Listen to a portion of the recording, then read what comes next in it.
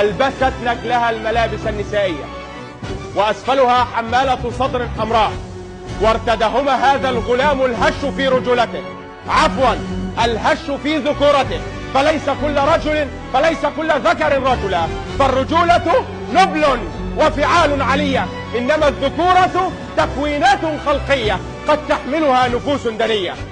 الرجولة نبل وفعال علية، إنما الذكورة تكوينات خلقية قد تحملها نفوس دنية.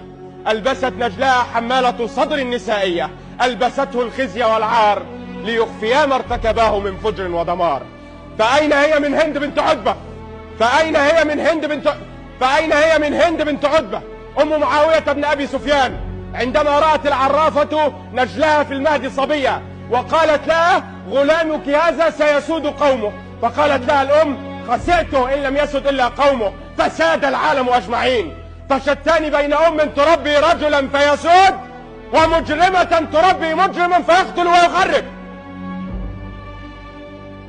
هيئة المحكمة، إن حديثي لا يستشف منه أن المتهم الابن مجني عليه من بغي وفجور أمه، فكم من طاغية فاجرة أدرك ولدها بغيها فتجنبها وجانبها عنه بعيدا. وإن المتهم في وقعتنا قد بلغ من العمر ما يتمكن معه من التفريق والتمييز من أنه لا طاعة لمخلوق في معصية الخالق. فالمتهمة الأولى في واقعتنا من كثرة ما قد ملأ قلبها من حقد وطمع وغل، فإنها بذلك قد ركبت على الشر وانطلقت تبحث لها عن شريك، وفي غمرة ضلالاتها وفي حلكة سواد طريقها وجدت أن ابنها هو أقدم سوادا منها، فاندفعت إليه منجذبة مزبغة على السواد إلى ما هو أسود منه. أي أمومة تلك سيد الرئيس؟ أي أمومة تلك وأي ابن هذا؟ هيئة المحكمة، اتفق علماء المسلمين على عدم جواز تطبيق حد القتل على الأطفال غير البالغين، وإن اختلفوا في البلوغ وإن غابت أماراته، فما بين قائل بأن الحد لا يقام على من لم يتم 18 من عمره، إلى قائل بجواز إقامته متى أتم الجاني 15 من عمره. اختلفت آراء علماء المسلمين في من يطبق عليه الحد من القاتلين، ووافق القانون رأي الأولين، فلم يجز تطبيق عقوبة الإعدام على من لم يتم 18. وإن النيابة العامة لا تقف اليوم لتخالف آراء ذلك، ولا تطلب نقدا لميثاق دولي أبرمته الأمة، وإنما تطلب من عدالتكم توقيع أقصى عقوبة على المتهمين، وتناشد القائمين على تعديل النصوص والقوانين بالنظر في تشديد العقاب على كل قاتل من فئة المتهمين الباغين. إني الآن لأرى أن هذه القاعة قد ضجرت بما سمعت، وخيم عليها جو مسموم، وعربد فيها مناخ محموم، وكأن كل ما فيها ومن فيها يضيق بهم من أفعال المتهمين ذرعا، ولم يطيقوا بهم صبرا، وكيف يصبرون على من لم يراعوا في طفل إلا ولا ذمة. هيئة المحكمة، إن النيابة العامة لهي الحصن المنيع الذي يقف في مواجهة محدثات النوازل، وسيف الحق الذي يأخذ على يد دعاة الفجور والرذائل، ونحن ماضين فيما استرعانا الله فيه وطوقت به أعناقنا من الدفاع عن هذا المجتمع الذي نشرف بتمثيله. سيد الرئيس، إن رؤوس الفساد إذا ما أينعت فحق لها الخطاب، وإني أشهدكم الله أن تملأوا أرجاء هذا الوطن بالأمن بعد الخوف الذي يستحوذ قلبه من جراء أفعال كتلك، فلا نترك الذئاب ترعى في حمانا وتخطف يد الخسة والغدر ابننا وأخانا.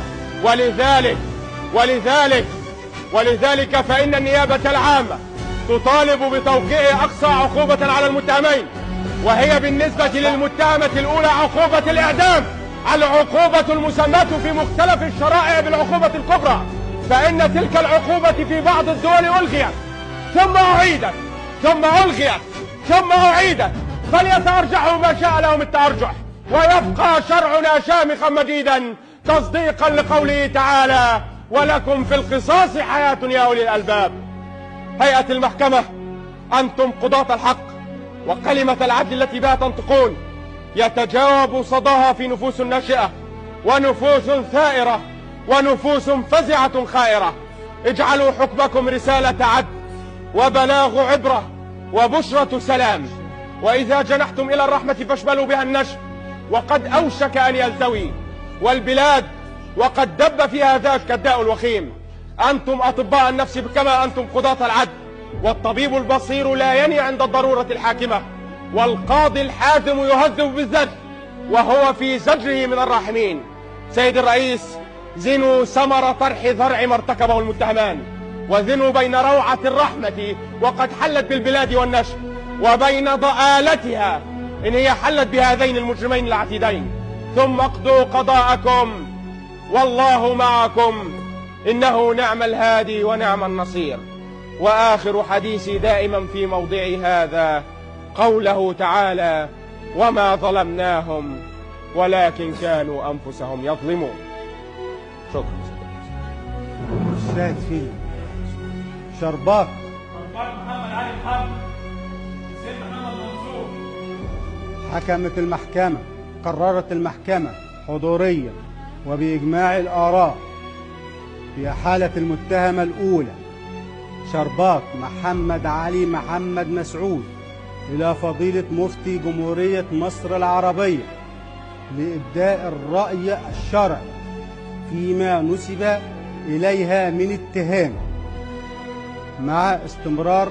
وحددت جلسة اليوم الأول من دور شهر فبراير 2024 للنطق بالحكم، مع استمرار حبس المتهمين لتلك الجلسة، وعلى النيابة العامة تنفيذ رفع الجلسة.